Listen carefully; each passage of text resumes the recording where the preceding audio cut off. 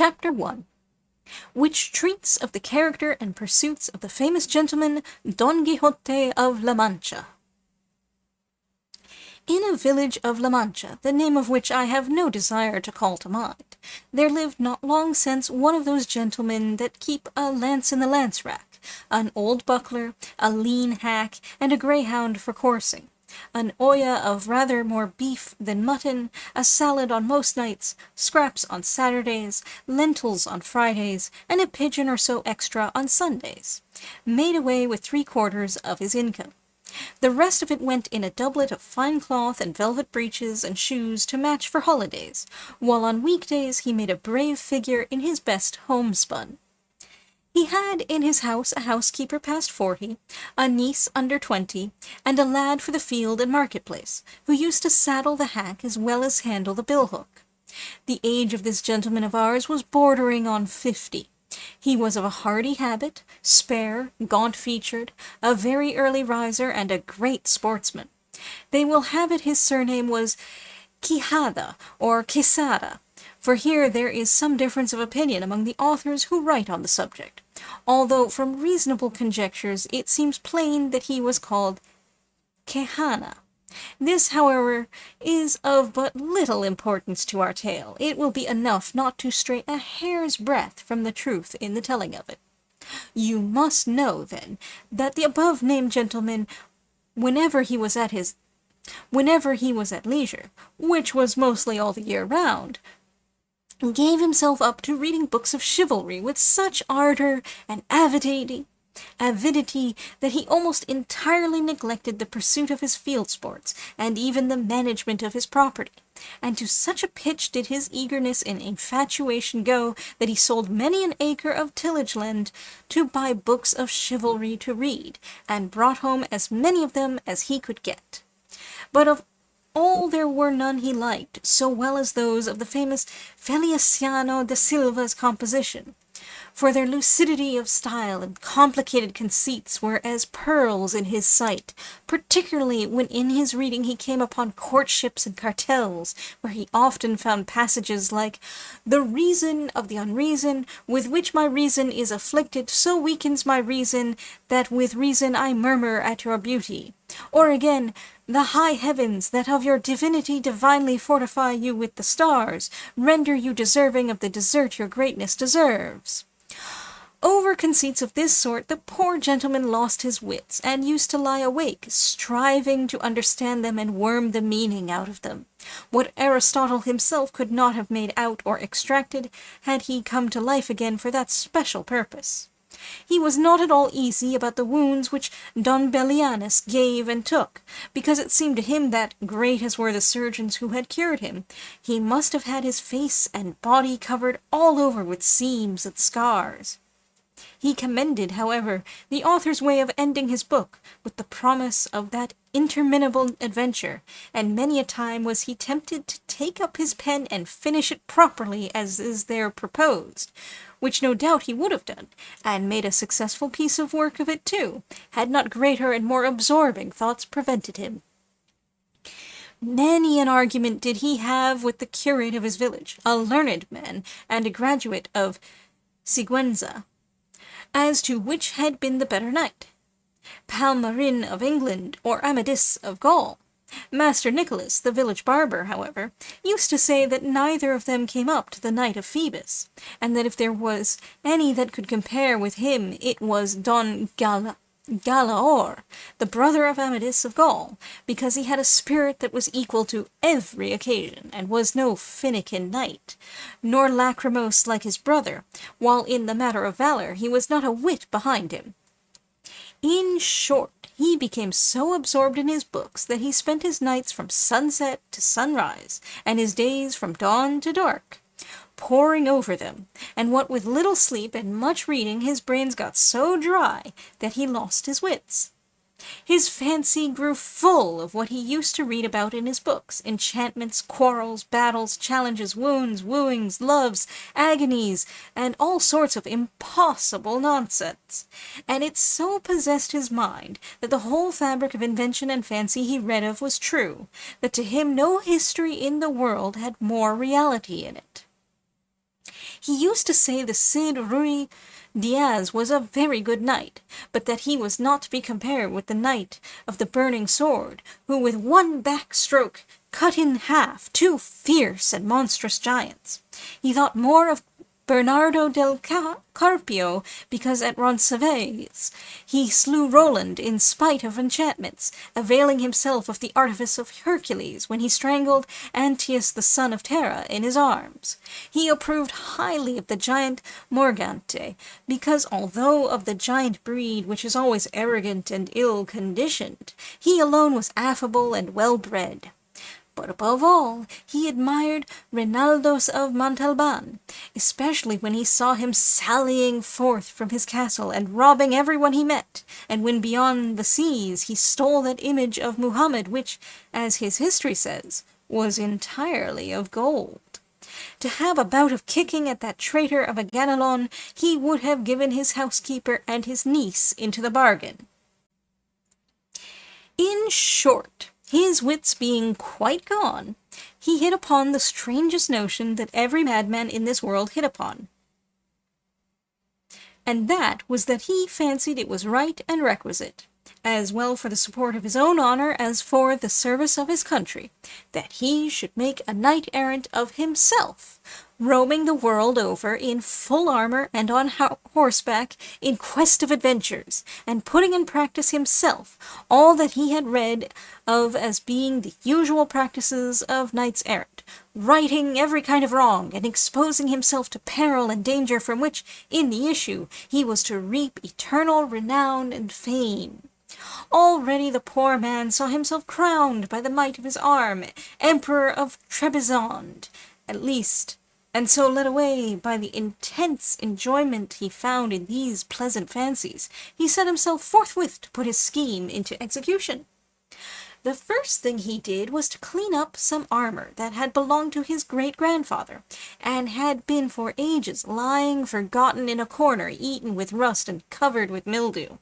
He scoured and polished it as best he could, but he perceived one great defect in it, that it had no closed helmet, nothing but a simple morion. This deficiency, however, his ingenuity supplied, for he contrived a kind of half-helmet of pasteboard which, fitted on to the morion, looked like a whole one. It is true that, in order to see if it was strong and fit to stand a cut, he drew his sword and gave it a couple of slashes, the first of which undid in an instant what had taken him a week to do. The ease with which he had knocked it to pieces disconcerted him somewhat, and to guard against that danger he set to work again, fixing bars of iron on the inside until he was satisfied with its strength, and then, not caring to try any more experiments with it, he passed it and adopted it as a helmet of the most perfect construction. He next proceeded to inspect his hack, which, with more quartos than a real, and more blemishes than the steed of a gonella, that tantum pellis et ossa fruit, surpassed in his eyes the Bucephalus of Alexander, or the Babica of the Cid. 4 days were spent in thinking what name to give him, because, as he said to himself, it was not right that a horse belonging to a knight so famous, and one with such merits of his own, should be without some distinctive name, and he strove to adapt it so as to indicate what he had been before belonging to a knight-errant, and what he then was, for it was only reasonable that, his master taking a new character, he should take a new name, and that it should be a distinguished and full-sounding one, befitting the new order and calling he was about to follow. And so, after having composed, struck out, rejected, added to, unmade, and remade a multitude of names out of his memory and fancy, he decided upon calling him Rocinante, a name to his thinking lofty, sonorous, and significant of his condition as a hack, before he became what he now was, the first and foremost of all the hacks in the world. Having got a name for his horse so much to his taste, he was anxious to get one for himself, and he was 8 days more pondering over this point, till at last he made up his mind to call himself Don Quixote, whence, as has been already said, the authors of this veracious history have inferred that his name must have been beyond a doubt Quixada, and not Quixada, as others would have it. Recollecting, however, that the valiant Amadis was not content to call himself curtly Amadis, and nothing more, but added the name of his kingdom and country to make it famous, and called himself Amadis of Gaul, he, like a good knight, resolved to add on the name of his, and to style himself Don Quixote of La Mancha, whereby he considered he described accurately his origin and country, and did honor to it in taking his surname from it. So then, his armor being furbished, his morion turned into a helmet, his hack christened, and he himself confirmed, he came to the conclusion that nothing more was needed now but to look out for a lady to be in love with. For a knight-errant without love was like a tree without leaves or fruit, or a body without a soul.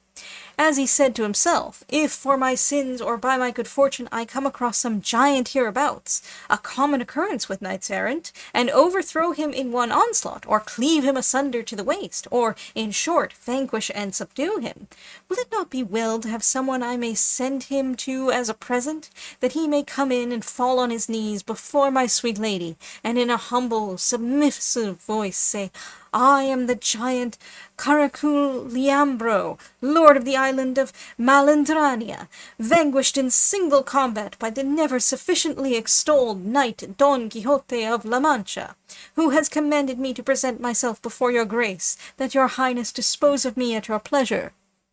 Oh, how our good gentleman enjoyed the delivery of this speech, especially when he had thought of someone to call his lady.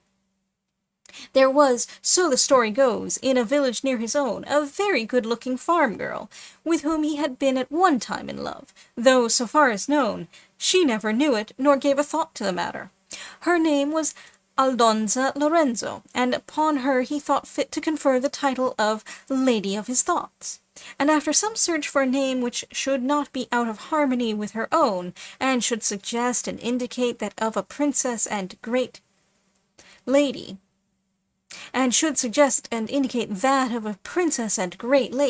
he decided upon calling her Dulcinea del Toboso, she being of El Toboso, a name to his mind musical, uncommon, and significant, like all those he had already bestowed upon himself and the things belonging to him. The national dish, the olla, of which the puchero of central and northern Spain is a poor relation, is a stew with beef, bacon, sausage, chickpeas, and cabbage for its prime constituents, and for ingredients any other meat or vegetable that may be available. There is nothing exceptional in Don Quixote's olla being more a beef than a mutton one, for mutton is scarce in Spain except in the mountain districts. Salpicón, salad, is meat minced with red peppers, onions, oil, and vinegar, and is in fact a sort of meat salad. Duelos y quebrantos, the title of the Don's Saturday dish, would be a puzzle even to the majority of Spanish readers, were it not for Pellicer's explanation. In the cattle-feeding districts of Spain, the carcasses of animals that came to an untimely end were converted into salt meat, and the parts unfit for their purpose were sold cheap under the name of duelos y quebrantos, sorrows and losses, literally breakings, and were held to be sufficiently unlike meat to be eaten on days when flesh was forbidden, among which in Castile Saturday was included in commemoration of the Battle of Navas de Tolosa. Any rendering of such a phrase must necessarily be unsatisfactory, and in adopting scraps, I have, as in the other cases, merely gone on the principle of choosing the least of evils.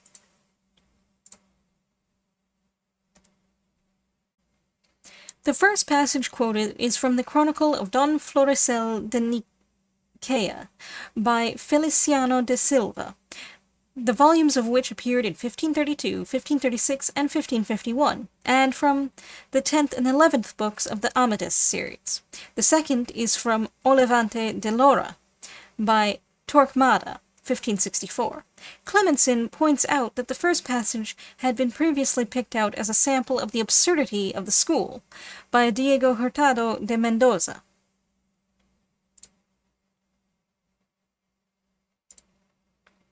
The History of Don Belianis de Grecia by the licentiate Jeronimo Fernandez, 1547. It has been by some included in the Amadis series, but it is in reality an independent romance. Sigüenza was one of the universidades menores, the degrees of which were often laughed at by the Spanish humorists. The Spanish tradition of the Battle of Roncesvalles is, of course, at variance with the Chanson de Roland, but it is somewhat nearer historical truth, inasmuch as the slaughter of Roland and the rearguard of Charlemagne's army was effected not by Saracens, but by the Basque mountaineers. Ganelon, the arch-traitor of the Charlemagne legend. In Spanish he appears as Galalon, in Italian as Gano. But in this, as in the cases of Roland, Baldwin, and others, I have thought it best to give the name in the form in which it is best known, and will be most readily recognized, instead of Roldan, Valdivinos, etc. Like Rinaldos or Rinaldo, who came to be Emperor of Trebizond.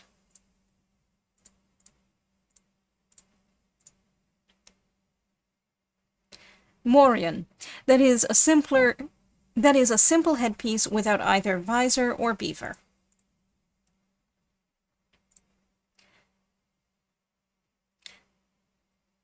Real, an untranslatable pun on the word cuarto, which means a sand crack in a horse's hoof, as well as the coin equal to 1/8 of the real. Gonella, or Gonella, was a jester in the service of Borso, Duke of Ferrara, 1450 to 1470. A book of the jests attributed to him was printed in 1568, the year before Cervantes went to Italy.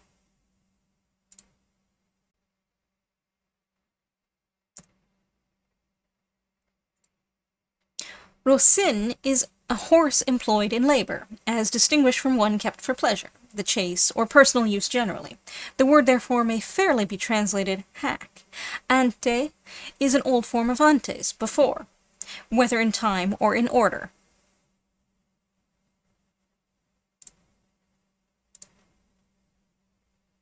Quixote, or as it is now written, Quixote, means the piece of armor that protects the thigh, cuissan or cuiche. Smollett's Sir Lancelot Greaves is a kind of parody on the name. Quijada and Quesada were both distinguished family names. The governor of the Goleta, who was one of the passengers on board the unfortunate Soul galley, was a Quesada, and the faithful majordomo of Charles V and guardian of Don John of Austria was a Quijada.